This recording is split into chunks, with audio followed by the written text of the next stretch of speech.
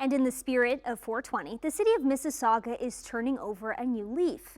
The city was one of dozens of municipalities to bar retail cannabis stores from their communities when legalization came into effect in 2018. But a report later highlighted that residents were disproportionately being served by the illegal market in the absence of legal stores.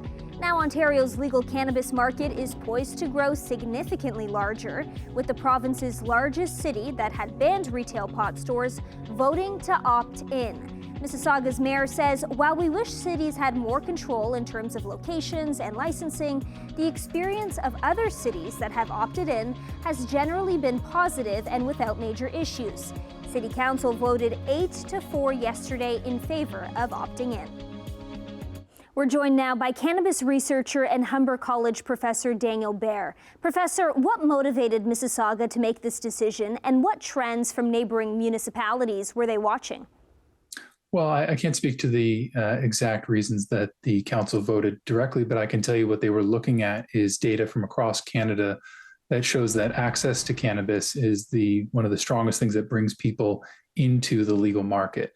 And by not having legal access in Mississauga, they were allowing the illicit market to flourish, and they were forcing people who wanted to buy legal cannabis to go to other municipalities where jobs were being created. As I know that my research assistants recently completed some work that looked at the 47 jurisdictions in Ontario that opted out of cannabis legalization when they were given the opportunity in 2018. And typically those areas are older, whiter, and vote conservative. Mississauga doesn't necessarily fit into all those, as it is demographically, a minority white area. So it was a standout in that regard. I think a lot of the areas that opted out of cannabis legalization did so out of a fear of what it would mean to have cannabis retail stores in their cities. They looked at it and thought, oh, we don't want that here. But what they didn't realize is that people are consuming cannabis in those areas. And if you don't give them the opportunity to buy legal, they will either buy from illicit sources, or if they make the effort to go buy from a legal source, the money and the jobs that is going to be created by those retail stores are going to be in other areas. We've seen the clustering of stores in municipalities like Hamilton and Toronto. What does it do for the local economy? Well, these stores bring in jobs. They're typically not very highly paid jobs. Many of them are minimum wage or a couple dollars above there, but they do help fill in areas in communities that may have had an open storefront, that have populations, particularly within walking distance. In cities like that, you can fill in and make them part of the neighborhood, right?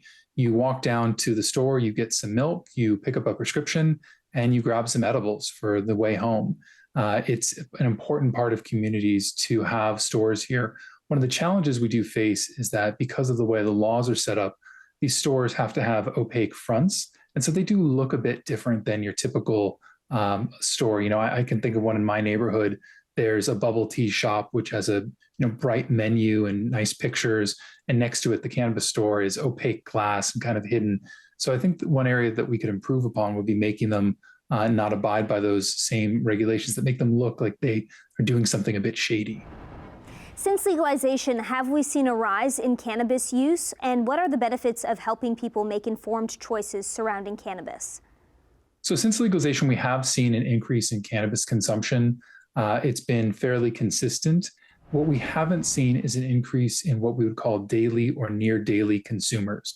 So what that tells me is that while more people are saying that they consume cannabis, they're doing so rather infrequently. It's important that we provide people with education and information to make informed choices about cannabis, because when they do so, they make those better choices. And without that information, they're kind of left wondering, well, what's the difference between smoking a joint and having a vape pen? Oh, and maybe I heard about vape pens being kind of dangerous a year or so ago. Maybe I won't do that. And what we need to do is ensure that, the stigma and fear that prohibition engendered in us about cannabis, we need to do away with that, because what that stigma and fear did was block discussions and nuanced discussions about what risks individuals face based on the way and the frequency in which they consume cannabis. Thanks so much for joining us, Professor Baer, and happy 420. Thank you very much for having me.